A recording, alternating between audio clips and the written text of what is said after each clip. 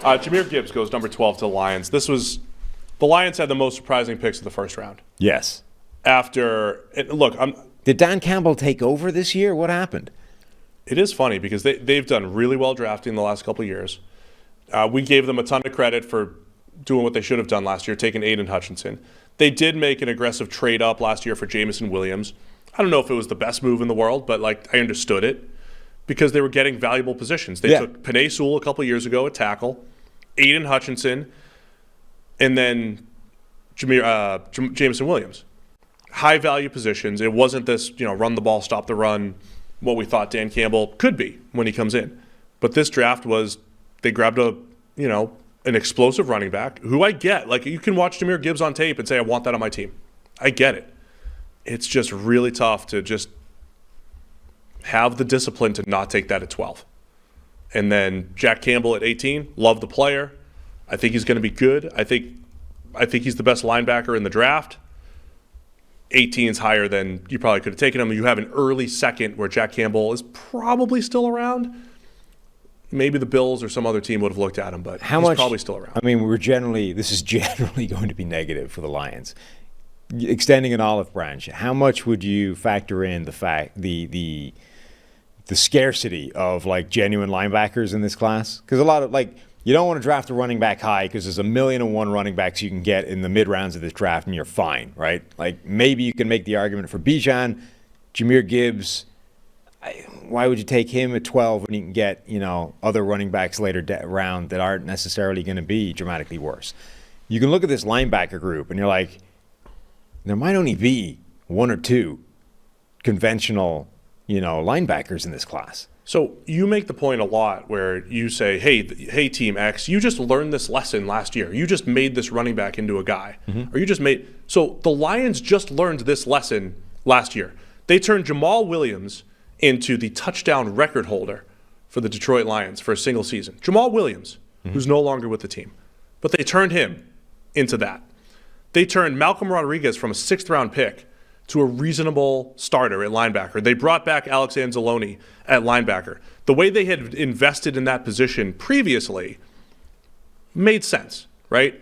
So it felt like the Lions were looking around saying, we've done a pretty good job building this team. Our offensive line is nice. We got some playmakers at receiver now. We've added a ton of defensive linemen. We spent all of our free agency on corners. We filled all of our needs, except explosive running back to eventually replace DeAndre Swift and linebacker that starting linebacker. And maybe there's a drop-off from Jack Campbell and traditional linebackers to all the other guys.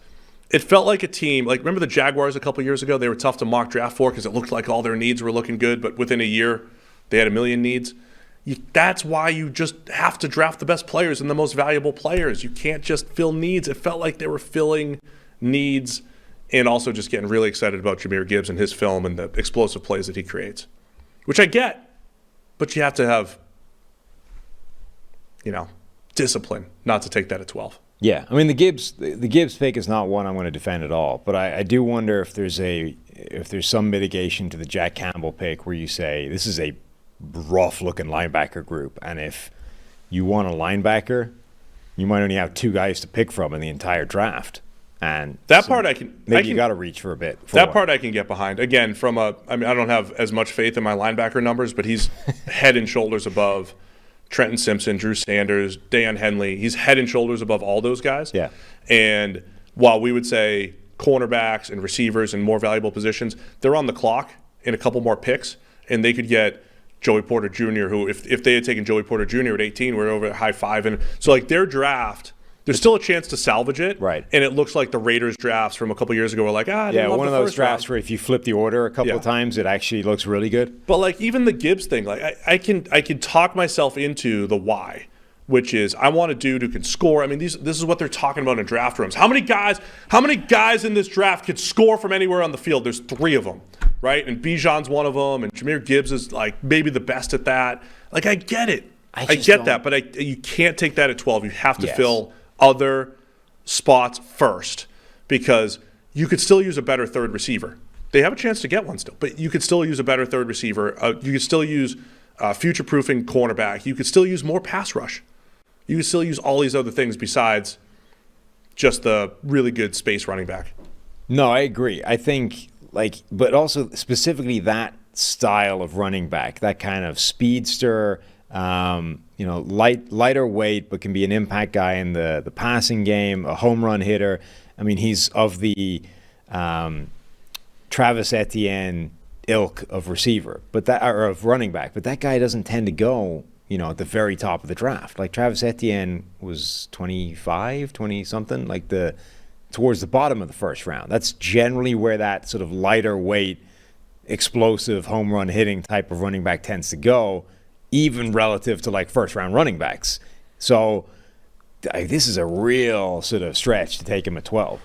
So here's the other. They have a whole bunch of. They have at least 2 second rounders and another pick, early third, whatever it might be. Yeah. I think they can salvage this, and then they're going to look back and say, we got 2 things that we couldn't have anywhere else, which is the speed back in Gibbs with receiving ability, and the 3-down linebacker that we could trust. They pick 34. They pick 48. And 55 are their next picks. They're all in the second round. Yeah, and I'm telling you, they can get an explosive receiver, a corner who doesn't have to start year 1 but starts year 2 when Emmanuel Mosley leaves, right? Joey Porter Jr., whoever it is, and whatever else they can get. They can get 3 good players. I mean, defensive lineman maybe. If they got a Keanu Benton or something. Yeah, another defensive line. So they can get 3 good productive players. And then the way they would justify it is in the first round, while the positional value may not have been right, we got things that didn't exist elsewhere in the draft. Gibbs level explosiveness and 3-down linebacker and Jack Campbell that we can trust. Yeah. That's how you justify it. But sure. I mean, you can. It also could have looked much better, like when Renner said, what if they just did what the Eagles did? Yeah. And drafted Jalen Carter and Nolan Smith. Or, we're sort of saying that you can turn this good by getting incredible steals later on. If they're the team that snags Brian Branch because he fell, you're like, wow, it's incredible. Yeah. That makes perfect sense. But it does kind of mean that we're working behind the 8 ball right now. They need to fix it from where it is, which means by definition it's not good right now.